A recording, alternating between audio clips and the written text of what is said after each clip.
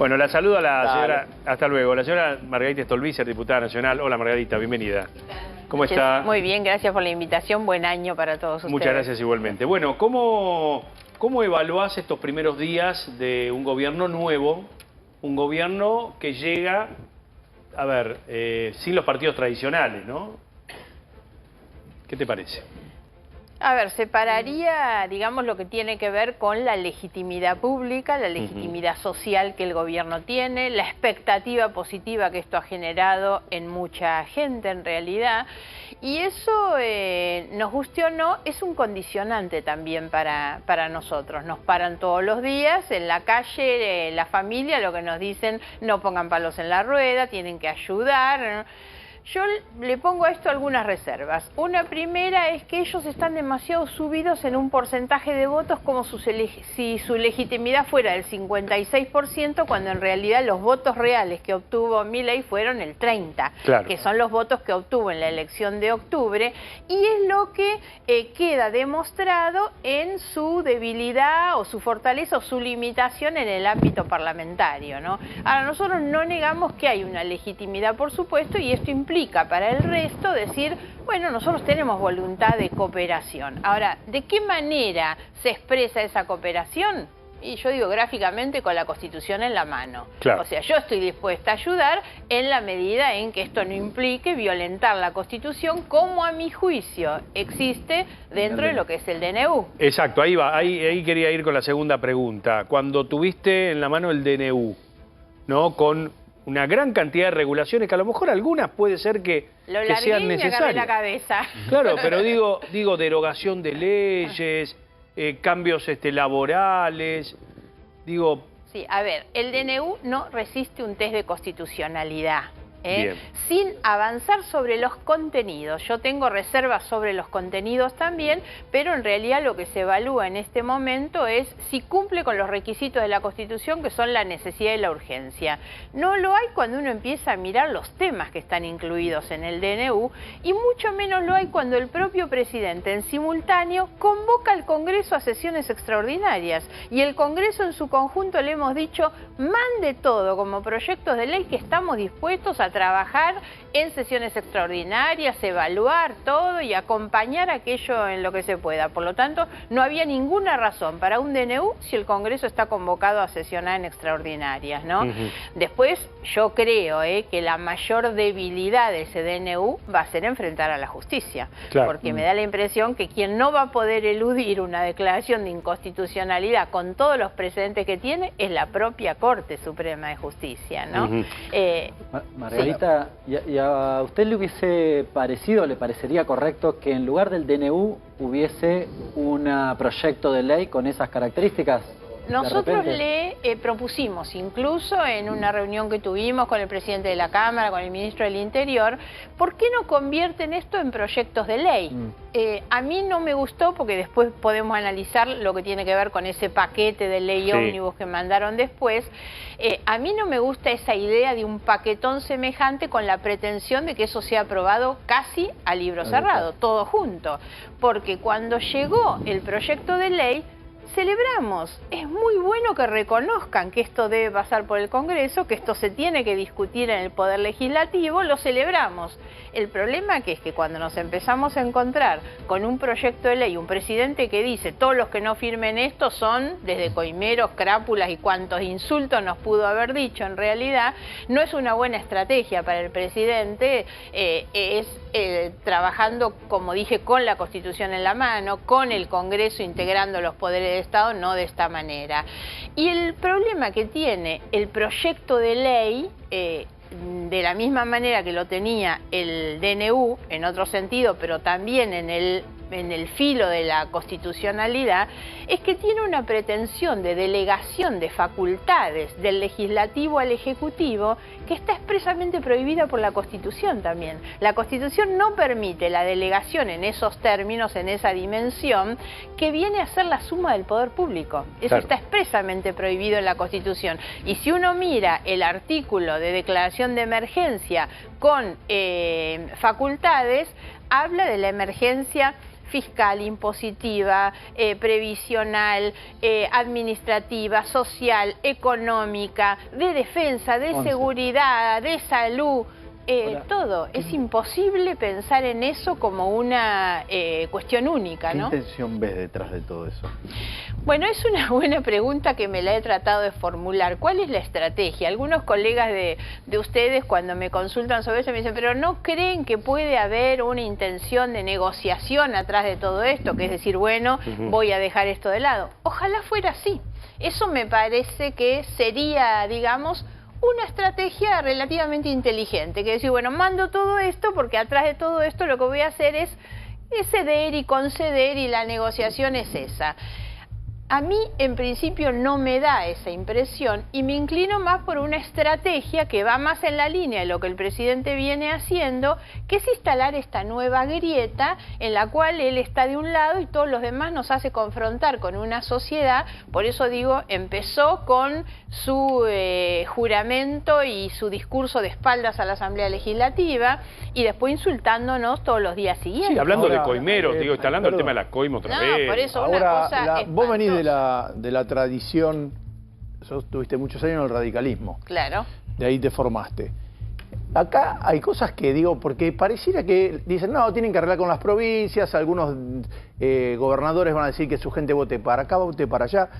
Acá se está poniendo en juego, por ejemplo, YPF, que es una empresa que da ganancia, que encima es una sociedad mixta, que es un sistema tiene moderno, valor estratégico. Tiene valor estratégico, todo. Están poniendo el Banco Nación, las centrales atómicas. Digo, realmente si esto... Digo, le nombré YPF porque fue fundada por Irigoyen en 1922. Sí. No, pero además... Entonces digo, si esto cualquiera viene, esto es mucho más que es una reforma constitucional que intentan sacarse levantando la mano con el 51%, porque si vos aprobás esto, estás aprobando algo que en verdad tendría que tener una mayoría calificada, ¿o no? En algunos casos sí. A ver, los ejemplos que vos estás dando son los que yo doy cada vez que me piden una opinión sobre el capítulo privatizaciones. Es imposible abordar ese capítulo con una posición general, privatizaciones sí o no, porque adentro de privatizaciones yo me asombré cuando empecé a leer cuáles eran las empresas, algunas ni sabía que existían y por supuesto digo, sáquenselas de encima ya, ni deberían estar. Ejemplo, hay una empresa que es una constructora de viviendas para la Armada. ¿Qué tenemos que ver con eso? Que terminan pagando todos los argentinos. Ahora, no es lo mismo, y siempre doy el ejemplo, YPF por este valor estratégico que tiene y porque da ganancia. Claro, porque Brasil, México, hasta Chile mantiene el cobre. Pinochet no sacó el cobre de la estatización. Pero es una locura. Pero lo que está planteando Milei es lo que dijo en campaña, ¿eh?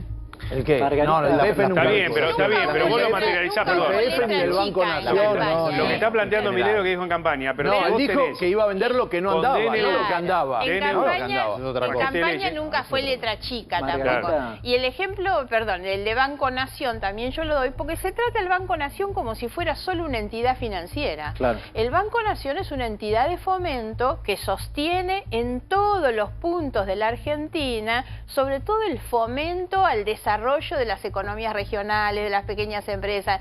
Ese es su valor más importante en el caso del Banco Nación. Eso es algo que no se puede perder. Que nunca anduvo mal, digo, que tenga deuda del Estado no quiere decir que el Banco Nación dio deuda. El Banco Nación nunca dio deuda. Me parece que, por eso digo, hay que empezar a discutir y rechazo totalmente la pretensión de que esto pueda ser tratado como un paquete, porque hay que mirar los contenidos. Hay un capítulo en los inicios, por ejemplo, que es todo lo que tiene que ver con desburocratización, digitalización, despapelización, excelente. Eso lo está firmo bárbaro. Ahora, claro. Ahora tenés muchos otros contenidos, todo lo que tiene que ver con la afrenta a la cultura, el Fondo Nacional de las Artes, el cine, el teatro, las bibliotecas. Eso es tremendo. Pues yo, ¿qué país que tiene aspiración a desarrollarse, a su inserción en el mundo, va a arrasar con la cultura de esta manera? Y el tema de la regulación, por ejemplo, de los remedios, el tema de... Bueno, eso es muy grave, eso está en el DNU sobre todo. Sí. El DNU, como yo dije, mirando la constitucionalidad no resiste. Ahora, cuando te metes en los contenidos, tiene contenidos muy embromados, sobre todo el tema de la salud. El tema de las farmacias, el tema de las farmacias es tremendo. en realidad fue toda una conquista la receta electrónica como un medio, la digitalización, todo eso. Ahora, no podés hacer eso obligatorio prohibiendo la receta manual. Totalmente. Hay cantidad de gente que no puede acceder, ¿no? Respecto de la cuestión de los clubes y su posibilidad de conversión en sociedad anónima, quizás uno pensaba, ¿cuál es la...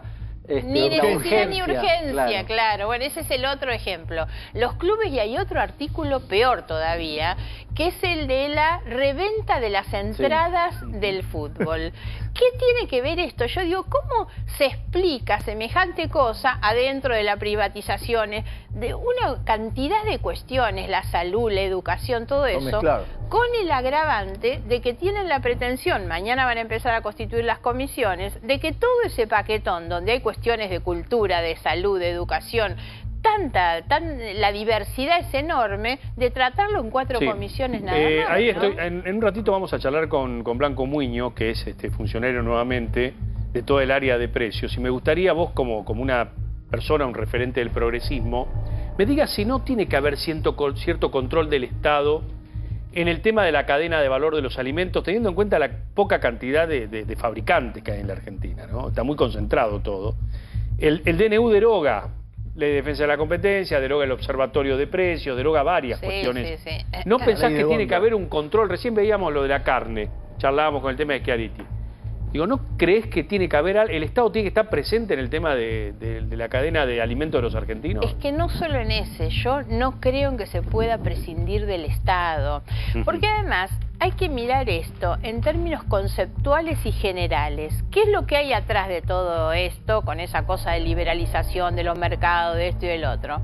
Arréglesela cada uno como pueda. Es un concepto claramente neoliberal, donde cuando arreglátelas como puedas, gana el poderoso, gana el muy rico y pierden los más pobres que no tienen espalda para defenderse. Eso es lo que tiene conceptualmente esta cuestión. Atrás del tema de los negocios. Claro. Atrás del tema de los negocios, muy embromado, porque lo que habilita también es exactamente eso. Cuando vemos los temas relacionados con la salud o con la cultura también, atrás de eso hay negocios para algunos pequeños, o no pequeños, para algunos grupos económicos que son los que están empezando a Grita al frotarse revés, las ¿pero qué manos, tenemos? ¿no? Una grita al revés, el que se va, el vamos por todo al revés tenemos ahora. Bueno, es que ese es el tema. Cuando me preguntaban recién sobre qué es lo que hay por detrás, yo creo que se busca construir esa grieta que es todos los políticos están allá. Además, tanto se ha criticado, y ahora voy a hablar un poco, si me dejan, sobre la doble moral, que me parece tremenda, pero es lo que estamos viendo. Yo digo, a mí me parece increíble, y por eso voy al tema de la doble moral. Los que antes permitieron todas las violaciones y el avasallamiento a las instituciones que hizo el kirchnerismo durante mucho tiempo, hoy se rasgan las vestiduras reclamando institucionalidad. Lo de la CGT me da vergüenza ajena, por supuesto. Ahora, al mismo tiempo, la doble moral también es lo que reclamaban el republicanismo, y hoy, como están sentados en los sillones del gabinete, se callan la boca y entienden que se atropelle la Constitución como quieren y el sistema republicano. Clarísimo. ¿no? La Constitución establece que el Congreso, a través de una comisión bicameral primero, tiene que analizar el DNU. Y se ve a la política en el Congreso muy pasiva, sin reclamar que esa comisión empiece a trabajar, se conforme. ¿Por qué pasa eso? Teniendo en cuenta que hay muchas críticas al DNU, pero al mismo tiempo la política no está reclamando que el Congreso cumpla su función de controlarlo. Sí, nosotros estamos reclamando a tal punto que reclamamos incluso que el Ejecutivo estaba hasta en deuda con el DNU previo, que era, por ejemplo, el de la Ley de Ministerios, que no tenía tanto problema y tampoco lo habían enviado. Con la dificultad que creo que hay, salvo que se haya resuelto en las últimas horas, y no lo supe, es en la discusión sobre la conformación.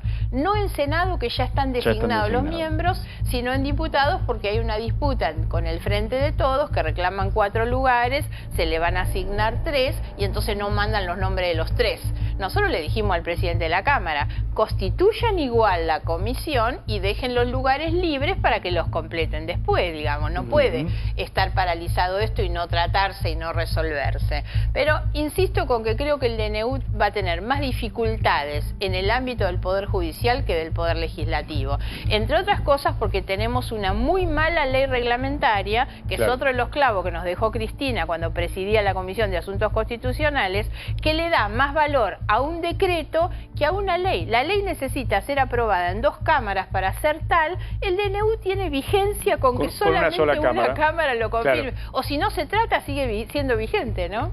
Por último de lo último, ¿con quién se ve haciendo acuerdos usted con el GEN, ¿no? En el marco de lo que ha sido consecuente con su ideología y demás hoy, con un sector radical, con algún sector peronista, ¿dónde se encuentra? Sí, a ver, me parece que hay que entender la reconfiguración del escenario político. Una observación, Mariano, a algo en la introducción que se había planteado. Juntos por el Cambio no existe más. Partamos de eso. Está bien, ¿no? yo dejé, digo, claro, no sé si existe, no sé. Claro, no, ya no existe como interbloque, que era como funcionaba hasta el 10 de diciembre. Hoy nosotros tenemos conformado un interbloque muy, pero muy diverso, con sectores que vienen del PRO, con los 2 diputados socialistas de Santa Fe, con sectores que vienen del peronismo en realidad, con sectores que vienen del liberalismo como López Murphy, nosotros el GEN, muy diverso. ¿Qué tiene que ver esto? Bueno, es un poco el reflejo de un escenario político hoy tremendamente diverso, atomizado, fragmentado. Lo que nosotros hemos tratado de hacer es decir, bueno, sobre la base de algunos principios y valores generales, estamos uniendo todo esto porque nos parece que es necesario dejar de fragmentarnos y es tiempo, más vale, de hacer un bloque un poco más grande. ¿Quién conduce ese? Pichetto es el presidente del bloque. No, por eso, yo me llamaba la atención porque el otro día vinieron acá referentes del socialismo justamente a charlar. Esteban Paulón. Esteban Paulón, y claro. Bueno, me llama la atención que esté en un grupo conducido por Pichetto, porque más allá, como decís vos, pueden en su momento buscar alianzas, pero Pichetto se mostraba siempre que últimamente como bastante más conservador. Sí, hoy tenemos dentro de lo que es esa diversidad. Y además, porque me preguntan muchas veces, pero ¿y cuando empiecen a votar los contenidos se van a mantener que estamos juntos diciendo? Vamos a mantenernos juntos, lo que no quiere decir que haya algún aspecto, algún capítulo, un artículo, un contenido donde puede haber, pero es que eso lo vas a ver igual en el bloque radical, en el bloque PRO y en el bloque peronista. Adentro de los bloques que incluso están armados con un solo partido, también vas a encontrar votos diferentes. Los libertarios que rompieron ya le votaron la ley a Kicillof. Claro. Margarita.